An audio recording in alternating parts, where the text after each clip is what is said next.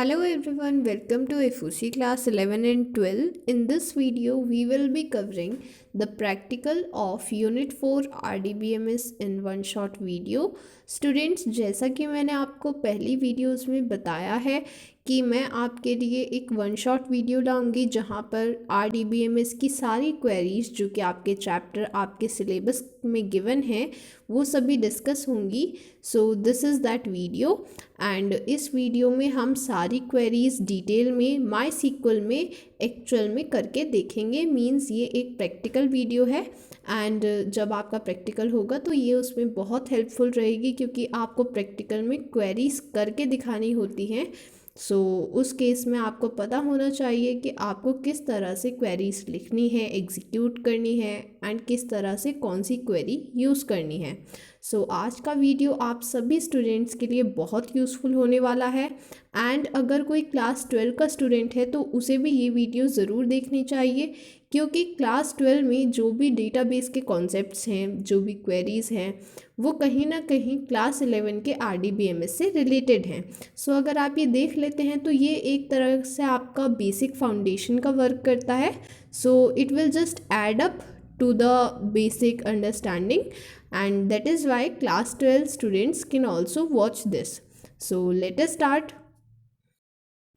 Students, मैंने पहले ही installation video आपके लिए बना दी है एंड पहले आप इंस्टॉलेशन वीडियो देखें अगर आपने नहीं देखी है एंड आप माई सीक्वल को अपने सिस्टम में डाउनलोड करें बिकॉज़ अगर आप हाथों हाथ प्रैक्टिस करेंगे तो ही आपको चीज़ें समझ में आएंगी. आपको समझ में आएगा कि मुझे कैसे अपने कंसेप्ट्स रियली प्रैक्टिकल में अप्लाई करने हैं.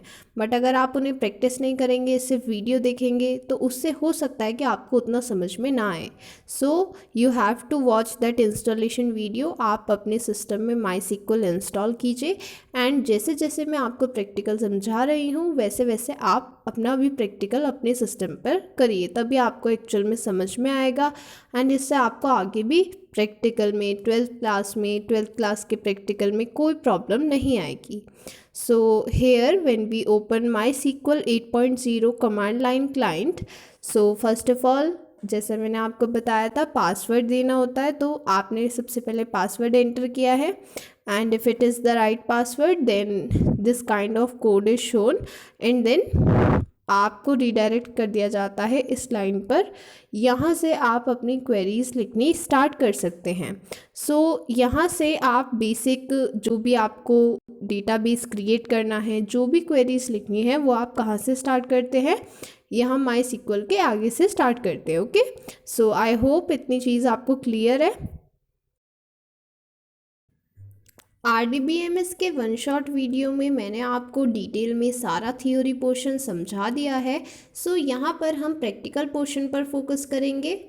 सो सबसे पहले हमारा फर्स्ट स्टेप होगा डेटाबेस क्रिएट करना, जिसके लिए कमांड होती है क्रिएट डेटाबेस. सो जैसा कि मैंने आपको बताया था, सिंटेक्स भी मैंने आपको दिखाया था, क्रिएट डेटाबेस नेम सेमीकॉलन. सो हमें क्रिएट डेटाबेस लिखने के बाद डेटाबेस का नेम देना है and then at last semicolon लगाना है. एंड सेमीकॉलन क्यों लगाते हैं, आई होप आपको याद होगा, क्योंकि सेमीकॉलन से हम स्टेटमेंट को एंड करते हैं एंड उसको एग्जीक्यूट करते हैं. सो प्लीज़ इतना डिफरेंस आप याद रखिएगा. एंड एक और चीज़ जो आपको माइंड में रखनी है throughout working with MySQL, that it is not case sensitive. आप यहाँ पर क्रिएट डेटाबेस कैपिटल में लिखते हैं, स्मॉल में लिखते हैं, या फिर डेटाबेस का नेम कैपिटल में लिखते हैं, स्मॉल में लिखते हैं, नो मैटर, वो सभी चीज़ें सेम ट्रीट हो रही हैं. ठीक है, so it is not case sensitive, please remember this fact. So here when we have completed our query, so you can see this result. So our database is created with the name school. Now we have created this database, but अब हमें इसे use भी करना होगा तो उसके लिए भी हमें कमांड देनी होगी. So we will give this command use school, means हमें database name देना है यहाँ पर मैंने आपको ऑलरेडी सारी कमांड्स के सिंटेक्स बताए हैं, that is why I am not repeating the syntax because it will be time consuming, so I am discussing the practical portion. अगर आपको सिंटेक्स याद नहीं है तो प्लीज़ आप वो वन शॉट वीडियो देखिए, क्योंकि वहाँ पर मैंने आपको डिटेल में सिंटेक्स यूज़ ये सब एक्सप्लेन किया है। ओके, सो यहाँ पर हमने कमांड दी है यूज़ स्कूल, एंड इसके बाद हम स्कूल डेटाबेस को यूज़ करेंगे। सो अगर हमें ये देखना है कि इस टाइम हम कौन सा डेटाबेस यूज़ कर रहे हैं, उसका नेम क्या है, तो उसके लिए कौन सी कमांड यूज़ करते हैं, select database, and hair is the command. So you can see the school database is currently being used, that is why its name is displayed here. So I hope इतना आपको समझ में आ गया। सबसे पहले हम database क्रिएट करेंगे, फिर उसको यूज़ करेंगे। आपको अगर चेक करना है कि कौन सा डेटाबेस यूज़ हो रहा है इस टाइम, तो उसके लिए आप सेलेक्ट डेटाबेस कमांड यूज़ कर सकते हैं। So these first two are the basic step for working, and now let us proceed ahead. Then the next step is to create a table. For this you will use the command create table, table name. So here the table name is class 1, and afterwards यहाँ पर आपको semi colon नहीं लगाना है, क्योंकि यहाँ पर आप एक टेबल क्रिएट कर रहे हैं तो आपको उसके कॉलम्स भी देने होंगे। मींस उनके कॉलम्स की क्या डेफिनेशन है, क्या डेटा टाइप है, क्या नेम है, ये सब आपको मेंशन करना है। सो इसीलिए यहाँ पर आप सेमी कॉलन नहीं लगाएंगे, instead you will put a bracket, and यहाँ पर आप कॉलम के नेम एंड उनकी डेटा टाइप्स देंगे। सो सबसे पहले फर्स्ट कॉलम, देन उसका data type, then you will put a comma, then you will repeat this procedure till the column you need to fill. Means जितने भी कॉलम आपको उस टेबल में चाहिए उतने कॉलम्स एंड उनके डेटा टाइप्स आप मेंशन करेंगे।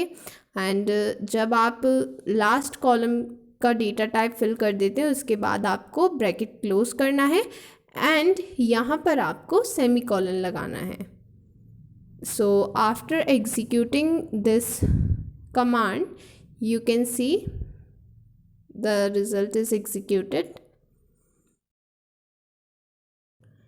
अगर आपको टेबल क्रिएट करने के बाद देखना है कि टेबल का स्ट्रक्चर किस तरह से रेडी हुआ है एंड जो आपने एग्जैक्ट वैल्यूज़ दी हैं, डेटा टाइप्स दिए हैं, वो सही से अप्लाई हुए हैं या नहीं, ये चीज़ चेक करने के लिए आप टेबल का स्ट्रक्चर देख सकते हैं, जिसके लिए आपको कमांड देनी है। So when you will execute this command, then you can see आपको टेबल का स्ट्रक्चर दिखा दिया जाएगा। एंड स्टूडेंट्स यहाँ पर हमने कोई एक्स्ट्रा कांस्टेंट ऐड नहीं किया था, इसलिए यहाँ पर विजिबल भी नहीं है एक्स्ट्रा कांस्टेंट। अब हम देखते हैं कि हमें जब कोई एक्स्ट्रा कांस्टेंट ऐड करना है तो वो हम कैसे ऐड करेंगे एंड वो यहाँ पर किस तरह से शो होता है।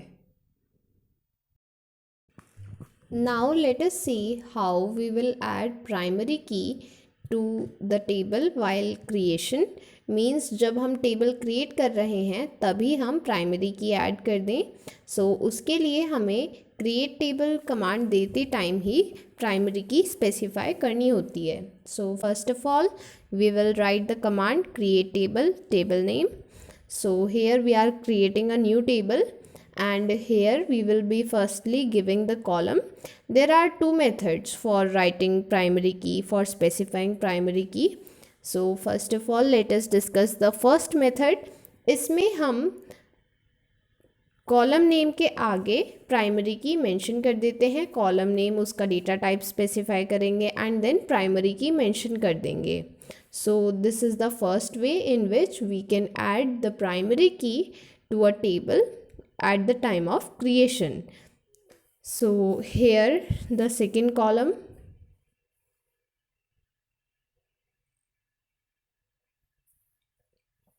so in this way when we will execute this command, so you can see the result, it is done, the primary key is added. So there is another way also, and what is the another way, let us discuss it. Here for the another way to add primary key, you can write this command create table as we have created class 2, so we will create class 3 here. And then आप जैसे पहले mention कर रहे थे column and data type को, आप वैसे ही mention करेंगे। एंड यहाँ पर हम सेकंड मेंशन करेंगे। एंड यहाँ पर आपको क्या करना है, लास्ट में आपको मेंशन करना है प्राइमरी की। किस तरह से करना है, आपको कॉमा पुट करना है एंड देन लिखना है प्राइमरी की। एंड प्राइमरी की लिखने के बाद आपको ब्रैकेट्स में उस कॉलम का नेम लिखना है जिसको आपको एज प्राइमरी की स्पेसिफाई करना है। एंड इसी तरीके को, इसी वे को, सेकंड मेथड को आप यूज़ कर सकते हैं कॉम्बिनेशन ऑफ कॉलम्स को प्राइमरी की सेट करने के लिए। ओके, सो आई होप आपको इतना समझ में आ गया है। So this was how we added the primary key constant. These are the two methods, you have to remember them. Then अगर आपको नॉट नल कांस्टेंट ऐड करना है टेबल क्रिएशन के टाइम, तो आप इस तरह से करते हैं। हमने ये कमांड लिखी है नॉट नल कांस्टेंट ऐड करने के लिए। एंड इसके अलावा दूसरा वे नॉट नल कांस्टेंट ऐड करने के लिए ये भी है कि आप सिंपली उस कॉलम को प्राइमरी की स्पेसिफाई कर दें। क्योंकि जब भी आप प्राइमरी की स्पेसिफाई करते हैं तो ऑलरेडी बाय डिफ़ॉल्ट प्राइमरी की में नॉट नल कांस्टेंट होता है। आप किसी भी की को प्राइमरी की सेट करते हैं तो उसमें नॉट नल वो अपने आप स्पेसिफाई हो जाएगी, आपको अलग से मेंशन करने की नीड नहीं है। सो जैसे कि हम यहाँ पर दूसरी टेबल क्रिएट कर रहे हैं क्लास 5, एंड यहाँ पर हम सिर्फ प्राइमरी की कांस्टेंट ऐड करेंगे, नॉट नल कांस्टेंट हम ऐड नहीं कर रहे हैं अलग से। बट आप देखेंगे कि नॉट नल कांस्टेंट अपने आप ऐड हो जाएगा। क्यों हो जाएगा, क्योंकि यहाँ पर हमने प्राइमरी की कांस्टेंट यूज़ किया है। हाउएवर अगर हमने नॉट नल कांस्टेंट यूज़ किया है तो ऐसा नहीं होगा कि प्राइमरी की अपने आप ऐड हो जाएगी, बट येस जब प्राइमरी की ऐड की है तो नॉट नल अपने आप ऐड हो जाता है। So here we will describe the structure of this table to see that whether the not null constant has been added or not. So you can see primary key is also added, and because it is a primary key, so not null constant is also set here on the roll number column. यहाँ पर not null अपने आप set हो गया है। क्यों set हो गया है, क्योंकि यहाँ पर हमने इसे प्राइमरी की सेट किया था एंड हर प्राइमरी की नॉट नल कांस्टेंट अपने आप ऐड कर देती है। So that is Y you can simply add primary key constant to avoid adding not null constant separately to the column. Then अगर आपको अपने डेटाबेस में प्रेजेंट टेबल्स देखनी है, मीन्स जितनी टेबल्स आपने क्रिएट की हैं वो देखनी है, तो आपको यूज़ करनी है command show tables. And here you can see आपको एक लिस्ट दिखा दी गई है आउटपुट में, जिसमें जितने भी टेबल्स आपने क्रिएट किए हैं उनके नेम्स हैं। एंड यहाँ पर लिखा है टेबल्स इन स्कूल। हमारे डेटाबेस का नाम स्कूल है, बट ये टेबल्स इन स्कूल ये हमारी कन्वीनियंस के लिए शो किया गया है। So here is the list of the tables. Then जब आपको किसी भी टेबल में कोई चेंज करना है तो उसके लिए आप कमांड यूज़ करते हैं ऑल्टर टेबल। सो कौन सा चेंज करना है उसके बेसिस पर आप कीवर्ड यूज़ करेंगे। अगर आपको कोई कॉलम ऐड करना है तो उसके लिए आप यूज़ करते हैं alter table, table name add. So ये ऐड कीवर्ड आपको यहाँ पर लगाना है अगर आपको कोई न्यू कॉलम ऐड करना है। फिर इसके बाद आप कॉलम नेम प्रोवाइड करेंगे एंड कॉलम नेम के बाद आपको डेटा टाइप प्रोवाइड करना है, मीन्स उस न्यू कॉलम का क्या डेटा टाइप है वो प्रोवाइड करना है। And then you have to end the statement with semicolon.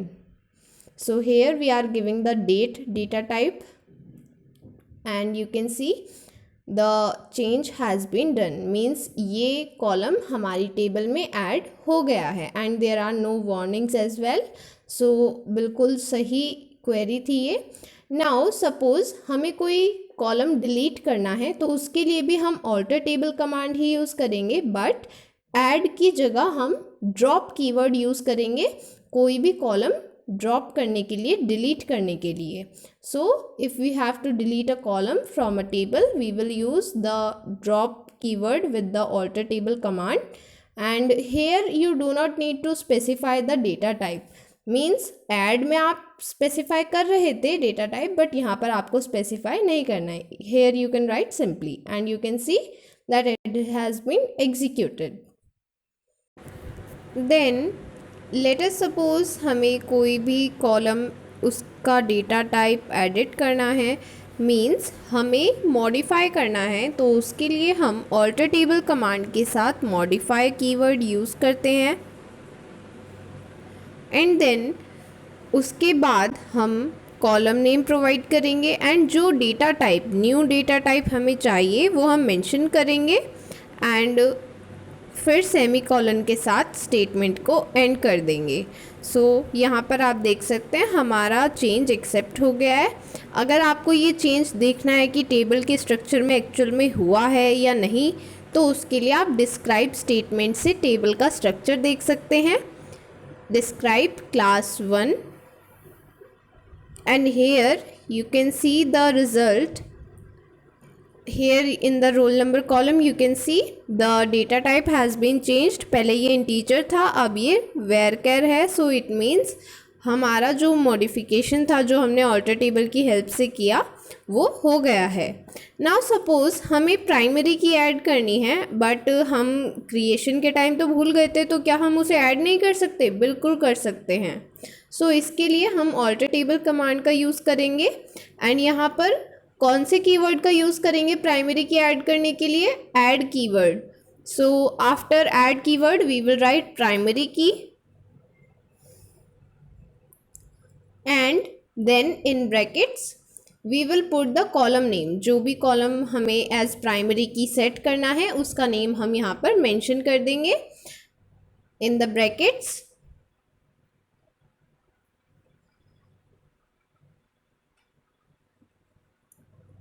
And here you can see the result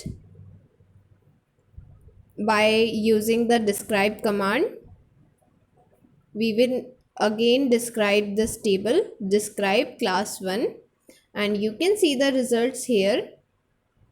You can see the primary key has been added because we used this command alter table class 1 add primary key. So we have added the primary key using this command. Then अगर आप table creation के time not null constant add करना भूल गए हैं, तो आप बाद में ऑल्टर टेबल कमांड की हेल्प से नॉट नल कॉन्स्टेंट ऐड कर सकते हैं. बट यहाँ पर आप ऐड कीवर्ड यूज़ नहीं करेंगे, यहाँ पर आप यूज़ करेंगे मॉडिफाई कीवर्ड एंड उसके बाद आपको कॉलम का नेम प्रोवाइड करना है एंड देन उसका data type. Please remember this, यहाँ पर आपको डेटा टाइप भी प्रोवाइड करना नेसेसरी है एंड देन आप नॉट नल मेंशन करेंगे. So you can see this query is executed successfully. यहाँ पर बस आपको एक फैक्ट ध्यान रखना है कि जब आप मॉडिफिकेशन कर रहे हैं, नॉट नल कॉन्स्टेंट ऐड कर रहे हैं ऑल्टर टेबल कमांड की हेल्प से, तो आपको डेटा टाइप प्रोवाइड करना नेसेसरी है. It is compulsory. अगर आपको टेबल डिलीट करनी है, मीन्स टेबल का स्ट्रक्चर डिलीट करना है, तो उसके लिए आप यूज़ करेंगे ड्रॉप टेबल कमांड. यहाँ पर आप ड्रॉप टेबल के बाद टेबल का नेम प्रोवाइड करेंगे जो टेबल आपको डिलीट करनी है एंड इस कमांड से उस टेबल का स्ट्रक्चर डिलीट हो जाएगा, मींस वो कंप्लीट टेबल डिलीट हो जाएगी. सो आप देख सकते हैं शो टेबल्स की कमांड से आप देख सकते हैं कि आपके डेटाबेस में वो टेबल है या नहीं. सो आप देख सकते हैं क्लास 2 टेबल यहाँ से डिलीट हो चुकी है क्योंकि हमने ड्रॉप टेबल कमांड से उसको डिलीट कर दिया है. सो दैट इज़ वाई यहाँ पर सिर्फ ये 4 टेबल्स अवेलेबल हैं एंड जो टेबल हमने डिलीट कर दी है वो यहाँ पर अवेलेबल नहीं है क्योंकि वो डिलीट हो चुकी है. देन अनदर इम्पॉर्टेंट थिंग जो आपको याद रखनी है, जब हम किसी भी टेबल को डिलीट कर रहे हैं, उसका स्ट्रक्चर डिलीट कर रहे हैं, तब हम सिर्फ ड्रॉप टेबल कमांड का यूज़ करते हैं. बट अगर हमें कोई कॉन्स्टेंट ड्रॉप करना है या फिर कोई कॉलम ड्रॉप करना है, तो उस केस में हम पहले ऑल्टर टेबल कमांड यूज़ करेंगे एंड देन हम ड्रॉप कीवर्ड यूज़ करते हैं. फॉर एग्जांपल अगर हमें प्राइमरी की कॉन्स्टेंट ड्रॉप करना है तो उसके लिए हम पहले ऑल्टर टेबल कमांड का यूज़ करेंगे, फिर हम टाइप करेंगे ड्रॉप प्राइमरी की. आपको प्राइमरी की स्पेसिफाई नहीं करनी है क्योंकि SQL को पता है कि प्राइमरी की कौन सी है, so you can simply write drop primary की, तो वहाँ से प्राइमरी की कांस्टेंट हट जाता है। देन अगर आपको कॉलम डिलीट करना है तो उसके लिए भी आपको पहले ऑल्टर टेबल कमांड यूज़ करनी है एंड फिर ड्रॉप कीवर्ड के बाद आपको कॉलम का नेम प्रोवाइड करना है जो कॉलम आपको डिलीट करना है।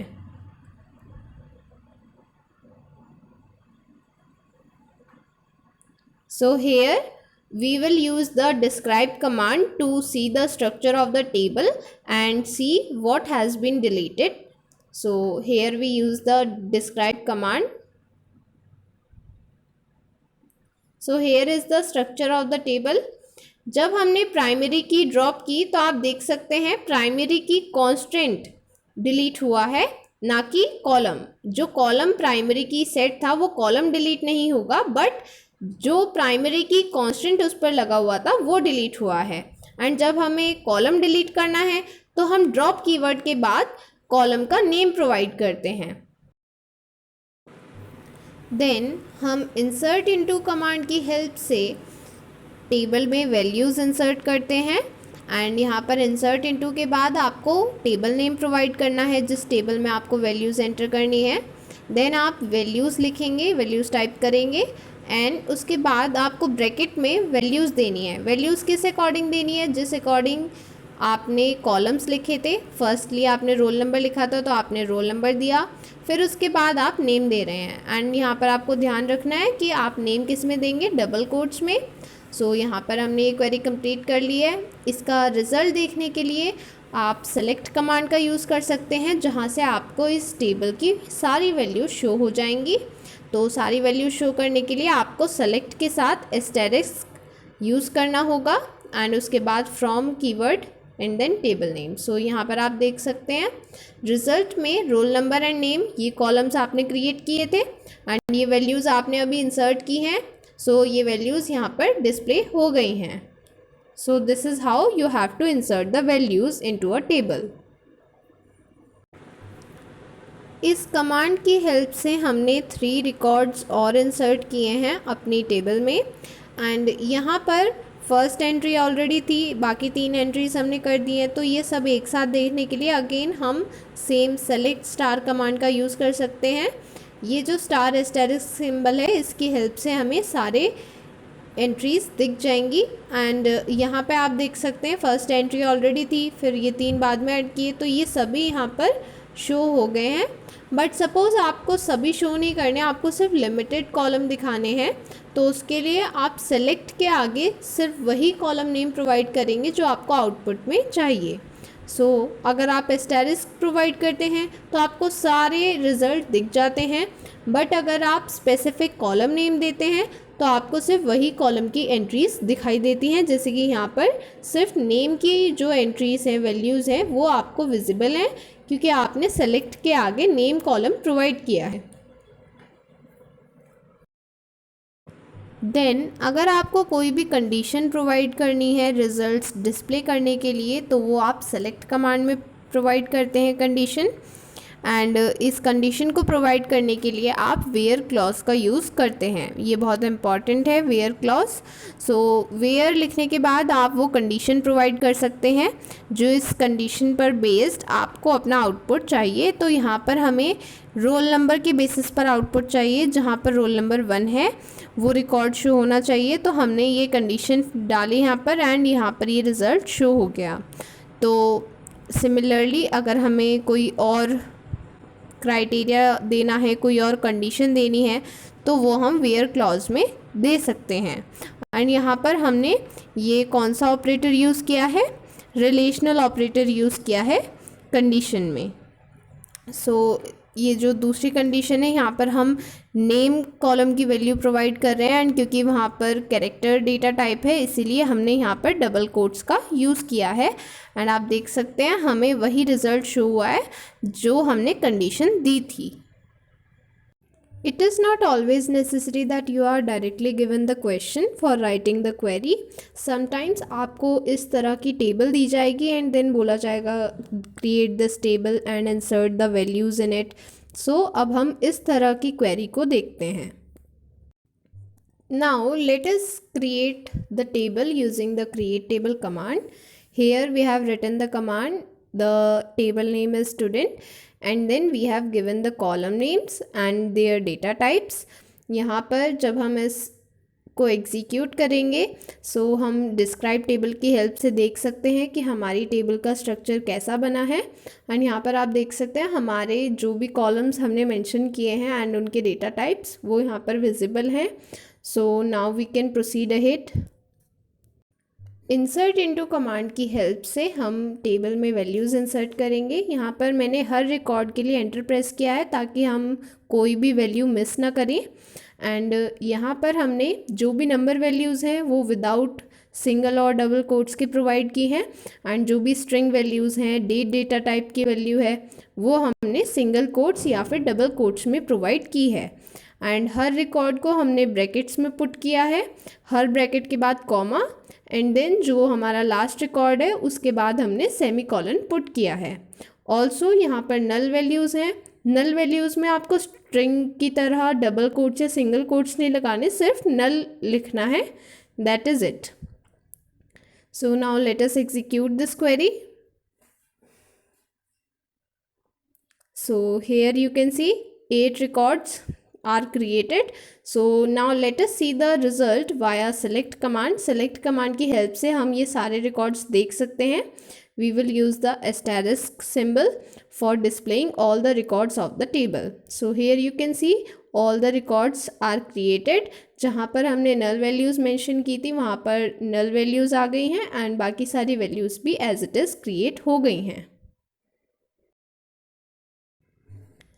Now let us study the next command related to the distinct keyword.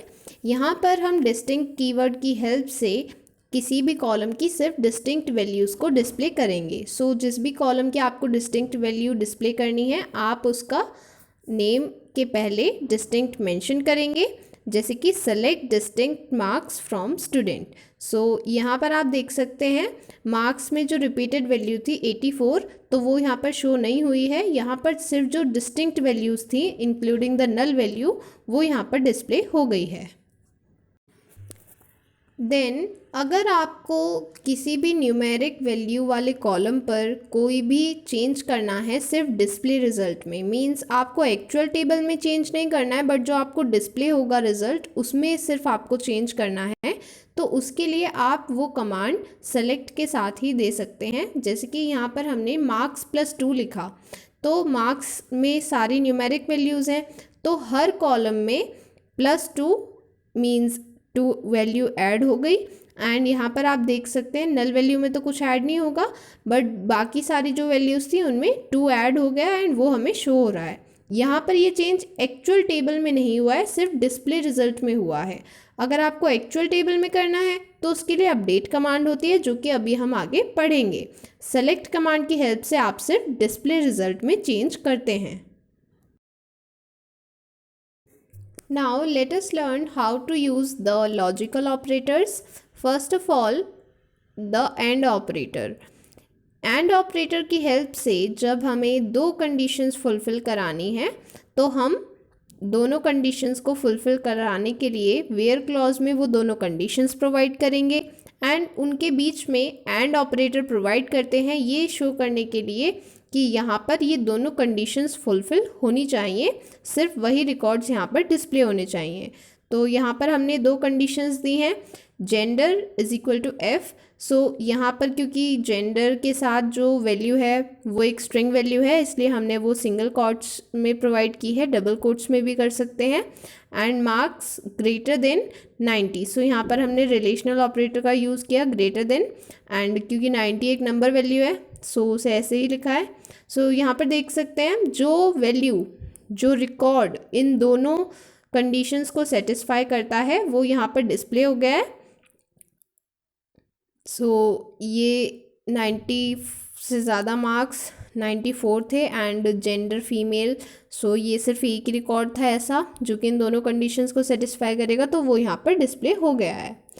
Next हम देखते हैं और ऑपरेटर का क्या यूज़ होता है। हम सेम कंडीशन को और ऑपरेटर के साथ लगाते हैं तो देखिए क्योंकि और ऑपरेटर में अगर हमने और ऑपरेटर के साथ यूज़ किया है दोनों कंडीशंस को, तो इसका मतलब है कि कोई एक कंडीशन फुलफ़िल होनी चाहिए एंड वो रिकॉर्ड डिस्प्ले होना चाहिए। तो ऐसे कौन से रिकॉर्ड्स हैं जो कि इनमें से कोई भी एक कंडीशन फॉलो करेंगे वो यहाँ पर डिस्प्ले हो जाएंगे। तो आप देख सकते हैं वहाँ पर सिर्फ हमें एक दिख रहा था, बट यहाँ पर हमने और ऑपरेटर यूज़ किया, मीन सिर्फ एक कंडीशन ट्रू होनी चाहिए ऐसा नेसेसरी किया। सो उस केस में हमें ये सभी रिकॉर्ड्स विजिबल हो गए हैं। तो यहाँ पर सिर्फ एक ही रिकॉर्ड था जो कि इनमें से एक कंडीशन को सेटिस्फाई नहीं कर रहा था, किसी भी कंडीशन को, सो वो यहाँ पर डिस्प्ले नहीं हुआ है। बाकी सारे रिकॉर्ड्स यहाँ पर डिस्प्ले हो गए हैं। Then let us study about the use of not operator. ये भी एक लॉजिकल ऑपरेटर है, बट इसका सिंटेक्स एंड और से थोड़ा सा डिफरेंट है। सो आप इसे याद रखेंगे, ध्यान में रखेंगे। आपको वेयर क्लॉज के बाद नॉट कीवर्ड प्रोवाइड करना है एंड जो कंडीशन सेटिस्फाई नहीं होनी चाहिए वो आपको ब्रैकेट्स में प्रोवाइड करनी होती है। सो हमें यहाँ पर ये कंडीशन सेटिस्फाई नहीं करानी, ऐसे रिकॉर्ड्स हमें डिस्प्ले कराने हैं। सो ये कंडीशन हमने ब्रैकेट्स में प्रोवाइड की है, ब्रैकेट से पहले नॉट कीवर्ड प्रोवाइड किया है एंड उसके बाद जब हमने एग्जीक्यूट किया है तो हमें वो रिकॉर्ड्स डिस्प्ले कर दिए गए हैं जहाँ पर ये कंडीशन सेटिस्फाइड नहीं है। सो इसीलिए हम नॉट ऑपरेटर का यूज़ करते हैं। Then the next keyword is between. So between की हेल्प से हम वो वैल्यूज़ डिस्प्ले करते हैं जो कि किसी स्पेसिफिक रेंज में लाई करती हैं। जैसे कि अगर हमें मार्क्स की वैल्यूज़ देखनी है किसी स्पेसिफिक रेंज में, सो हम मार्क्स मीन्स कॉलम नेम जो है उसके आगे बिटवीन कीवर्ड प्रोवाइड करेंगे एंड फिर वो रेंज प्रोवाइड करेंगे जिस रेंज के बीच हमें वैल्यूज़ देखनी है। जैसे कि यहाँ पर 92 एंड 98, सो यहाँ पर 92 एंड 98 भी काउंट होंगे क्योंकि हमने बिटवीन कीवर्ड यूज़ किया है एंड यहाँ पर एंड ऑपरेटर भी यूज़ किया है। सो आप देख सकते हैं 98 भी है, 92 भी है एंड बीच की सारी वैल्यूज़ भी यहाँ पर अवेलेबल हैं। देन अगर हमें नल वैल्यू शो करनी है रिजल्ट में तो उसके लिए हम नल के साथ इस ऑपरेटर का यूज़ करेंगे एंड जो भी कंडीशन है मींस जो भी कॉलम नेम हमें नल वैल्यूज़ उसकी देखनी है रिजल्ट में, सो हम कॉलम नेम प्रोवाइड करेंगे एंड उसके आगे टाइप करेंगे इज़ नल। सो यहाँ पर हमें जो भी नल वैल्यूज़ वाले कॉलम की वैल्यू है वो शो हो जाएगी, वो रिकॉर्ड शो हो जाएगा। यहाँ पर नल वैल्यू थी तो इसलिए यहाँ पर नल वैल्यू शो हो गई है। सिमिलरली अगर हमें ऐसी वैल्यूज़ देखनी है जहाँ पर कि नल नहीं है बट वहाँ पर कोई ना कोई वैल्यू है, तो उसके लिए हम नल के साथ इज़ नॉट ऑपरेटर का यूज़ करेंगे। मीन्स कॉलम नेम प्रोवाइड करेंगे then we will write is not null. So यहाँ पर हमें ऐसी वैल्यूज़ डिस्प्ले होंगी जहाँ पर नल वैल्यूज़ अवेलेबल नहीं है, वहाँ पर कोई ना कोई वैल्यू अवेलेबल है, वो सारे रिकॉर्ड शो हो जाएंगे। एंड वन मोर थिंग, ये जो केस है ये मैटर नहीं करता क्योंकि MySQL केस सेंसिटिव नहीं होता। आप इसे कैपिटल में लिखिए इज़ नल को या फिर स्मॉल में लिखिए, it will have the same effect. So let us right it in small case also for your understanding that the uppercase and the lowercase commands have the same effect. So here we are writing this in small case, lowercase. So it will also have the same effect. Here you can see the effect is same. We have changed the column name but you can see the effect is same. Then अगर हमें display result को user friendly बनाना है, user के लिए ज़्यादा convenient बनाना है ताकि यूज़र उस रिज़ल्ट को अच्छे से समझ पाए, तो इसके लिए हम बहुत सारे मेथड्स यूज़ कर सकते हैं। सबसे पहला, अगर हमें कोई सेपरेट स्ट्रिंग वैल्यू इंसर्ट करनी है तो हम उसे उसी ऑर्डर में इंसर्ट कर देंगे लाइक अ स्ट्रिंग वैल्यू। यहाँ पर हमने कॉलम नेम प्रोवाइड किया, देन जो हमें सेपरेट स्ट्रिंग वैल्यू इंसर्ट करनी है उसे हमने डबल कोट्स में प्रोवाइड किया। देन जो फर्स्ट कॉलम था आर नंबर, सो ये हमें ऐसे डिस्प्ले नहीं करना है, इसका जो कॉलम नेम है वो हमें चेंज करके डिस्प्ले रिजल्ट में शो करना है। तो हम एज़ कीवर्ड का यूज़ करते हुए यहाँ पर वो वैल्यू प्रोवाइड करेंगे जो हमें रोल नंबर के कॉलम नेम में शो करनी है। तो यहाँ पर आप देख सकते हैं सबसे पहले एफ नेम था तो सबसे पहले एफ नेम है, फिर उसके बाद हैज़ रोल नंबर वाली स्ट्रिंग है, एंड देन आर नंबर को हमने रोल नंबर की तरह यहाँ पर डिस्प्ले किया है. So this is the use of as keyword. I hope you understood this. अगर आपको अपनी क्वेरी में मल्टीपल टाइम्स और ऑपरेटर यूज़ करना पड़ रहा है तो उस केस में आप इन ऑपरेटर भी यूज़ कर सकते हैं.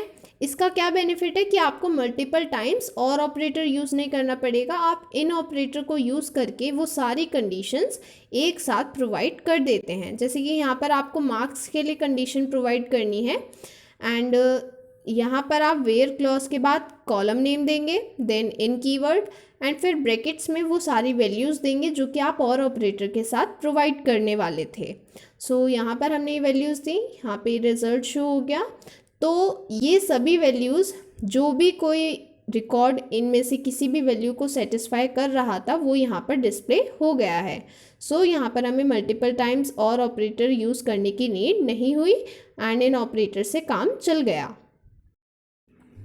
Then let us study about the like keyword. It is very important. So please understand it carefully. यहाँ पर जब भी हमें कोई स्ट्रिंग मैच करनी है तो हम like कीवर्ड का यूज़ करेंगे. एंड सपोज़ हमें एफ नेम में जो भी वैल्यूज़ हैं उनके साथ स्ट्रिंग मैच करनी है तो हम यहाँ पर कॉलम नेम के बाद like कीवर्ड प्रोवाइड करेंगे, एंड सिंगल या डबल कोट्स के अंदर वो स्ट्रिंग टाइप प्रोवाइड करेंगे जिससे हमें स्ट्रिंग मैच करनी है. तो यहाँ पर हमने A% दिया है, तो A% का मतलब है कि वो स्ट्रिंग A से स्टार्ट होनी चाहिए एंड फिर उसके आगे कितने भी कैरेक्टर्स हो सकते हैं. सो यहाँ पर ये रिजल्ट डिस्प्ले हो गया है. देन अगर हमें स्पेसिफिक कैरेक्टर डिनोट करना है, जब हम % सिंबल दे रहे हैं उसका मतलब है कि स्ट्रिंग हो भी सकती है एंड नहीं भी. बट जब हमें specific number of characters denote करने हैं, सिंगल कैरेक्टर डिनोट करना है, तो उसके लिए हम अंडरस्कोर कैरेक्टर यूज़ करते हैं. सपोज़ हमें सिर्फ 5 कैरेक्टर्स वाला नेम चाहिए तो उसके लिए हम 5 अंडरस्कोर कैरेक्टर्स देंगे सिंगल या फिर डबल कोट्स के अंदर.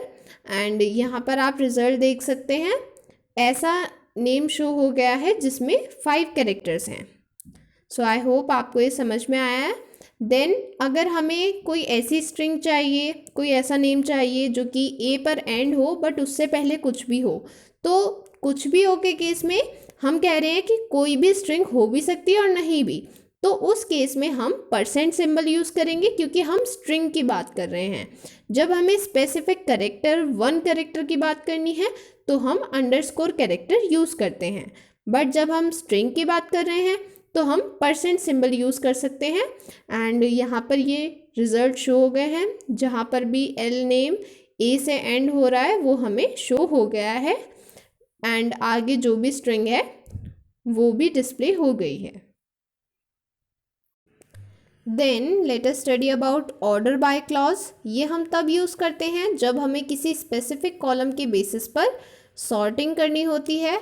अगर हमने ऑर्डर बाय के साथ और कोई कीवर्ड यूज़ नहीं किया है तो बाय डिफ़ॉल्ट असेंडिंग ऑर्डर में सॉर्टिंग होती है. तो अगर हमने यहाँ पर मार्क्स के पहले ऑर्डर बाय क्लॉज प्रोवाइड किया है तो मार्क्स असेंडिंग ऑर्डर में सॉर्ट हो जाएंगे एंड उसी अकॉर्डिंग सारे रिकॉर्ड्स डिस्प्ले होंगे. नल वैल्यू को सबसे स्मॉल ट्रीट किया जाएगा इन case of ascending order. And यहाँ पर देख सकते हैं नल वैल्यू सबसे पहले शोन है एंड उसके बाद सारी वैल्यूज़ असेंडिंग ऑर्डर में शो हो गई हैं. अगर आपको डिसेंडिंग ऑर्डर में सॉर्टिंग करनी है तो उसके लिए आपको कीवर्ड देना पड़ता है. In case of ascending order it is not necessary क्योंकि by default sorting order by clause में असेंडिंग ऑर्डर में ही होगी. बट अगर डिसेंडिंग ऑर्डर में करनी है तो उसके लिए आपको कीवर्ड प्रोवाइड करना नेसेसरी है. तो आप कॉलम नेम के बाद DESC कीवर्ड प्रोवाइड करते हैं एंड नल वैल्यू को यहाँ पर सबसे लास्ट में शो किया है क्योंकि ये डिसेंडिंग ऑर्डर में सॉर्टिंग हो गई है. एंड ये असेंडिंग ऑर्डर था, यहाँ पर हमने मेंशन नहीं किया था, सो ये बाय डिफ़ॉल्ट असेंडिंग था. Late us study about the update command. जैसा कि मैंने डिस्कस किया था कि अगर आपको एक्चुअल टेबल के रिकॉर्ड्स में चेंज करना है तो आपको अपडेट टेबल कमांड का यूज़ करना है. सो अपडेट कीवर्ड के बाद आप टेबल नेम प्रोवाइड करेंगे. देन सेट कीवर्ड के बाद आपको वो कॉलम नेम प्रोवाइड करना है जिसकी वैल्यू आपको चेंज करनी है. फिर आपको वो वैल्यू मेंशन करनी है इक्वल ऑपरेटर के बाद। एंड जैसे कि हम यहाँ पर DOB वैल्यू चेंज कर रहे हैं, वहाँ पर डेटा टाइप है, तो वो हमें सिंगल या फिर डबल कोट्स में प्रोवाइड करना है। एंड हमें कंडीशन प्रोवाइड करनी है कि एक्चुअल में हमें कहाँ पर कौन से रिकॉर्ड में चेंज करना है, उसके लिए हमें कोई ना कोई कंडीशन प्रोवाइड करनी होगी। सो वो हम वेयर क्लॉज में प्रोवाइड करेंगे। जैसे कि यहाँ पर कंडीशन प्रोवाइड की है रोल नंबर की, कि जिसका रोल नंबर 8 है वहाँ पर ये चेंजेस हो जाने चाहिए, तो यहाँ पर हमने ये कंडीशन प्रोवाइड की है। Then here you can see it is showing row matched 1, means ये डेटा मैच कर गया है एक रो से एंड इसके लिए एक चेंज हो गया है। देन सेलेक्ट कमांड की हेल्प से आप देख सकते हैं कि जो आपने एक्चुअल में चेंज किया था टेबल में अपडेट कमांड में, वो टेबल में हो गया है। एंड जहाँ पर रोल नंबर 8 था वहाँ पर पहले DOB एंड मार्क्स नल थे, बट अपडेट कमांड की हेल्प से यहाँ पर वैल्यूज़ इंसर्ट हो गई हैं। Then let us proceed to the last delete from command. So इसकी हेल्प से आप रिकॉर्ड्स डिलीट करते हैं टेबल में से, एंड जो भी रिकॉर्ड आपको डिलीट करना है उसकी कोई एक कंडीशन आपको यहाँ पर वेयर क्लॉज में प्रोवाइड करनी है, ये इंडिकेट करने के लिए कि आपको एग्जैक्टली कौन सा रिकॉर्ड डिलीट करना है। सो यहाँ पर हमने कंडीशन प्रोवाइड की है where gender is equal to M। सो जहाँ पर भी जेंडर M है वहाँ पर रोज़ डिलीट हो जाएंगी। तो अब हम देखते हैं सेलेक्ट कमांड की हेल्प से कि जो रोज़ हैं वो डिलीट हुई हैं या नहीं। तो आप देख सकते हैं ये रोज़ डिलीट हो गई हैं, जहाँ पर भी जेंडर M था वहाँ पर रोज़ डिलीट हो गई हैं एंड सिर्फ ये रोज़ बची हैं। एंड सपोज़ आप डिलीट फ्रॉम स्टूडेंट इसके बाद वेयर क्लॉज नहीं लगाते हैं, मीन्स आप वेयर क्लॉज लगाना भूल गए हैं या फिर आपने इंटेंशनली नहीं लगाया है, तो क्या होगा, जो सारे रिकॉर्ड्स हैं वो डिलीट हो जाते हैं, जितने भी टेबल में रिकॉर्ड्स हैं वो सब डिलीट हो जाते हैं, टेबल एम्प्टी हो जाती है। सो अगर इसके बाद आप देखना चाहेंगे सेलेक्ट कमांड की हेल्प से तो आपको शो कर देगा एम्प्टी सेट। एम्प्टी सेट क्यों? क्योंकि यहाँ पर सारे रिकॉर्ड्स डिलीट हो चुके हैं, क्योंकि आपने वेयर क्लॉज प्रोवाइड नहीं किया था। So finally we have completed the complete practical of relational database management system, DDL, DML, सारी कमांड्स हमने अच्छे से डिस्कस कर ली हैं एंड इसके बाद आपको प्रैक्टिकल करने में कोई प्रॉब्लम नहीं आएगी। Still if you have any confusion anywhere then you can ask me in the comment section. We'll meet you soon in the next video. Till then, bye bye. If you want to purchase Class 12 IT Code 802 sample paper book, the links are given in the description.